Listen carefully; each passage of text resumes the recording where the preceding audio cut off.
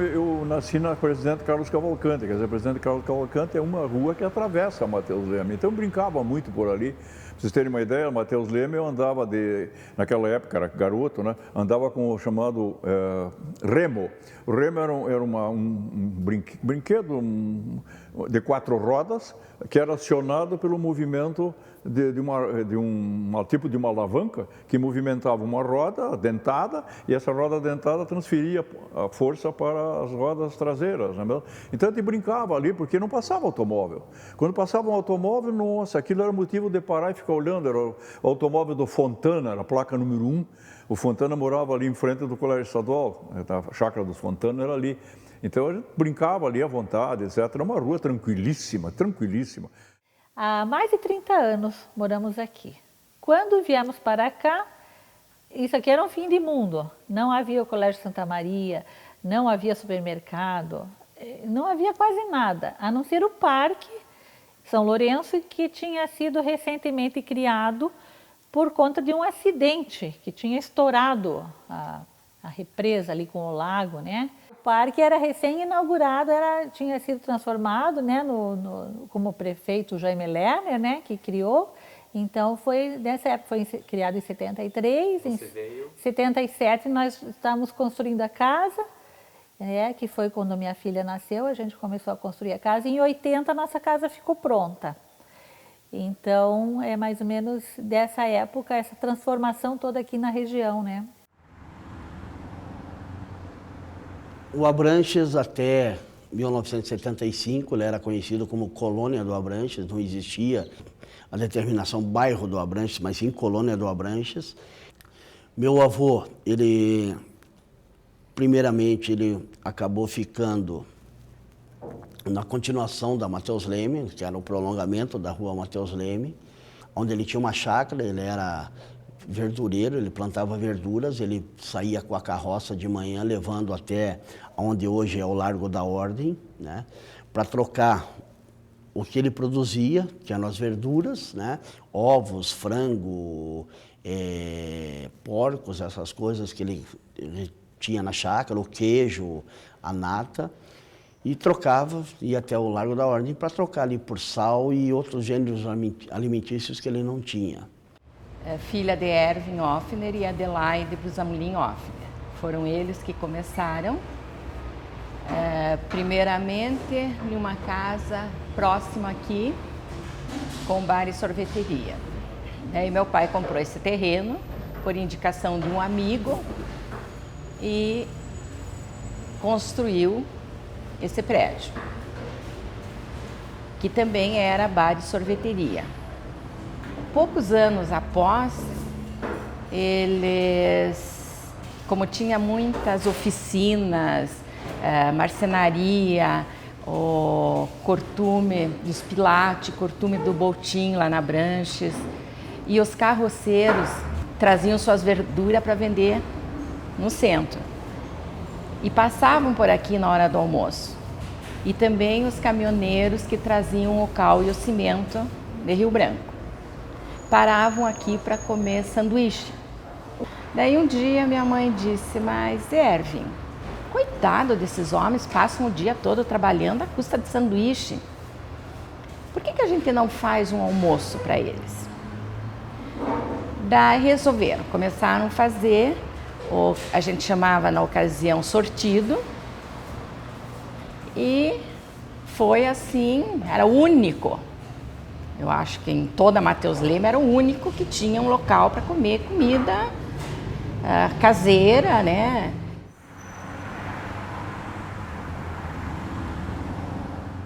E, eventualmente, o excedente dessa produção eles vinham comercializar em Curitiba. Então, eles acabaram criando na paisagem urbana, através dos seus modos modais de transporte, na época a carroça, o desenho do sistema viário que se consolidou com o tempo. Então, esse desenho geralmente se dá em função de ser as vias que com maior facilidade de caminhamento, são as chamadas vias carroçáveis, carroça, com tração animal. E elas coincidem geralmente com espigões, que são as áreas mais altas da paisagem, ou com as áreas de depressão de fundo de vale, que que são as áreas, ou áreas mais altas e planas ou áreas mais baixas e planas. Então, é justamente nesse caminho, que é um caminho orgânico, que não foi traçado por nenhum projeto urbanístico, que se formam os primeiros caminhos de ligação com as colônias, né? E aí, nesse exato momento, acontece um fator interessante, quer dizer, a cidade que estava já relativamente ocupada no núcleo central, no casco histórico, começa a sofrer um processo de espraiamento radial através desses caminhos, né?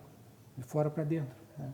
Então, várias tipologias construtivas de casas históricas acabam surgindo nesses caminhos em função da colônia original. Por exemplo, você tem aí a região do Umbará, você tem a região ali de Santa Felicidade. Nesse caminho da Sunguida aí tinha as bifurcações, né? Uma que levava até a colônia Santa Gabriela, daí outras que levava até a região do Pacotuba, a colônia a Barra de Santa Rita, outra que chegava até Areias, Tranqueira. Então, ao redor desses caminhos estavam as colônias, que por obrigação legal tinham que estar localizado ao redor de uma estrada de carroção. O Garibaldi e Sassis, vou começando por aqui, ele surge na década de 90, no final da década de 90, numa reunião na minha casa, ali perto do São Lourenço. Já em 99 a gente faz um encontro no Largo da Ordem, exatamente na Matheus Leme, ali no Bar do Saci, para a gente juntar as pessoas que a gente estava querendo que se juntassem para fazer um bloco pré-carnavalesco. A ideia era exatamente essa. E a gente começou a se reunir ali. A princípio, a gente começava a brincar ali na porta mesmo, sem sair. Inclusive, era essa coisa de ensaia sem sair, de ficar ali numa mesa, tomando cerveja, tomando cachaça, batucando um pouco, lembrando marchinhas antigas e compondo algumas coisas.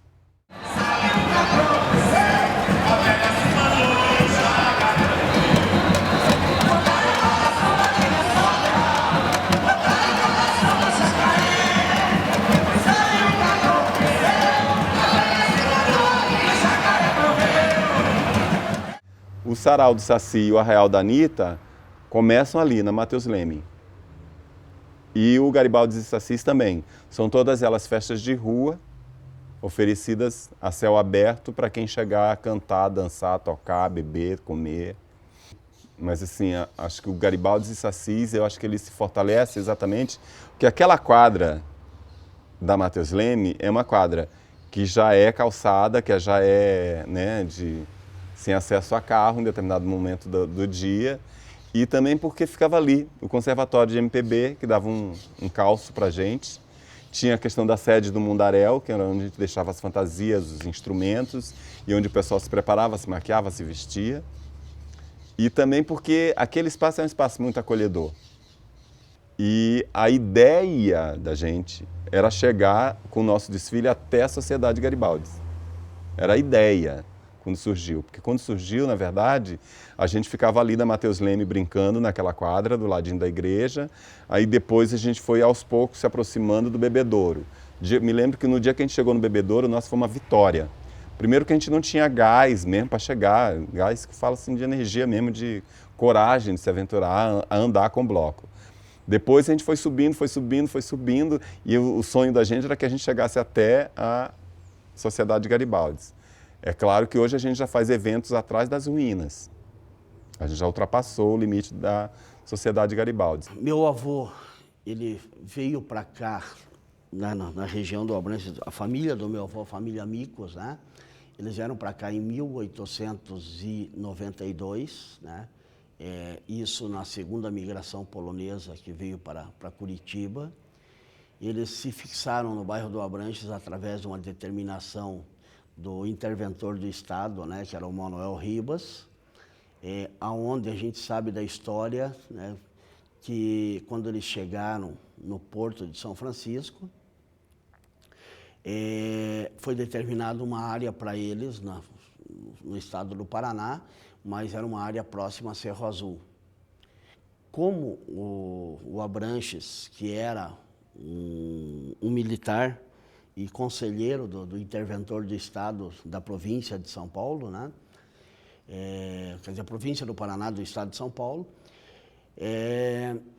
ele foi até o Manuel Ribas e explicou que O pessoal que estava chegando da Europa era de uma região extremamente fria, onde nevava muito, e Cerro Azul é uma região extremamente quente. E existia uma tendência muito grande das pessoas não suportarem o calor e, inclusive, terem problemas de saúde sérios e que não seria conveniente mandá-los para lá. Aí que o interventor do Estado, Manuel Ribas, vamos dizer, determinou que essa área onde nós estamos hoje do Abranches fosse destinada aos imigrantes. A estrada da Sungui, inicialmente, ela surgiu por causa da colônia Sungui. E uma das condições, na época, para se habitar a colônia Sungui era que os colonos ajudassem a abrir a estrada. Então, quem ia se formando ao redor do caminho, porque com certeza vieram pessoas antes, não oficialmente, como colônias, morar ao redor da estrada. E essas pessoas foram abrindo as estradas ao redor. Então, por causa que era uma das condições, elas também tinham que ajudar a abrir. A dificuldade para chegar em Sungui era enorme, sem dúvida era enorme. Era a cavalo ou então com um tipo de carroça, assim, um tipo de carruagem, que eram os tilburies. Havia assim até... Em épocas, em momentos certos, havia uma espécie de uma diligência que levava as pessoas até Cerro Azul. O meu pai frequentava muito Cerro Azul por causa dos tios dele e todos os parentes ainda que se achavam lá. E ia sempre a cavalo, pela estrada do Sungui, pegava aqui a Mateus Leme e continuava a Mateus Leme, naturalmente, esse trajeto tortuoso que era até chegar até a Sungui, não a Sungui. Mas a Mateus Leme chegava num determinado momento que eu não posso precisar onde que era, porque eu, numa época, estive fora de Curitiba também, e nesse período a cidade evoluiu bastante, mas havia um local onde nós passávamos de carro entre duas casas, de tão estreita que era a rua. Depois ela abria novamente, né? Era uma rua empoeirada, dali para frente tinha só poeira, barro, não tinha nada de especial, até chegarmos no São Lourenço. A nossa rua aqui, em torno da minha casa, era barro e aqui aquele sabão de caboclo, né, o tipo da terra. Então, era realmente muito difícil. Era um asfalto bom, mas a poeira dali em diante, então tempos secos, que nem está tendo, meu pai toda manhã, ele levantava, tinha mangueira, nós temos um poço, ele molhava toda a volta aqui. Então ele molhava tudo, lavava as calçadas, lavava os vidros, isso diariamente e molhava toda a rua. Mas dava o quê? 2 horas, assim. Daí assim que ficasse o movimento mais fraco, ele pegava a mangueira e ele ia molhar novamente, porque a poeira era demais. No verão, além da poeira, tinha o cheiro dos curtumes, porque o rio passa aqui embaixo, né? O rio Belém. E despejavam tudo no rio. Então, durante a semana, no verão, tinha que fechar a janela, fechar os vidros e minha mãe punha panos nas frestas da janela, porque o pó e o cheiro eram insuportáveis. Eram mínimos carros que passavam, né? Às vezes, tinha mais, dia de semana, tinha mais carroça do que carro propriamente dito. O que tinha era os ônibus, mas também era de tempo em tempo, né? O ônibus, ele só ia até ali o Rei do Camarão. Quem vinha para cá, ou vinha de bicicleta, ou vinha a pé, ou alguém ia buscar. Que o ponto final era ali no Rei do Camarão. Abranches, Vila Suíça, Tabuão e o Mateus Leme. Esses 4 ônibus que vêm para cá hoje. O mais antigo é o Abranches, né? Muito acolhedor, porque tem, na verdade, acredito que ali essa energia de começo, né? Parece que Curitiba nasce ali. Então, eu acho que ali todo aquele comecinho da Mateus Leme, o Bebedouro, tem essa coisa de nascedouro, assim. A Mateus Leme Sincero, ela é uma via que ligava a área central da cidade, a colônia Sungui. Não havia quase nada, a não ser o Parque São Lourenço, que tinha sido recentemente criado. Era uma rua empoeirada, dali para frente tinha só poeira, barro, não tinha nada de especial, até chegarmos no São Lourenço. Sei, toda a história. Sei que é a lenda ou a realidade. A Rua Mateus Leme, eu nasci na Presidente Carlos Cavalcante, quer dizer, a Presidente Carlos Cavalcante é uma rua que atravessa a Mateus Leme, então eu brincava muito por ali. Vocês não tomaram cuidado, fica a tarde inteira aí falando.